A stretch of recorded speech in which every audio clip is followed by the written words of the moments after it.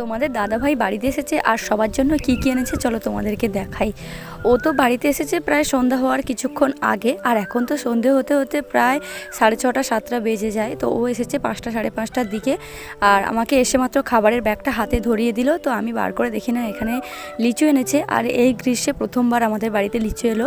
আর তার সাথে এনেছে আমার জন্য ফেস ওয়াশ। তো আগের দিন যেহেতু আমার শ্বশুরমশাই গিয়েছিল জামতলায়, তো আমি ফেস ওয়াশ আনতে দিয়েছিলাম। আর তোমাদের দাদাভাই তো আসার কথা ছিল না, ও হঠাৎ করে এসেছে। তো ফেস ওয়াশ আছে, আবার তোমাদের দাদাভাই এনেছে। ও কিন্তু যখনই আসে তখনই আমার জন্য নিয়ে আসে আমার স্টকে, তাই জন্য সবসময় ফেস ওয়াশ তোলাই থাকে।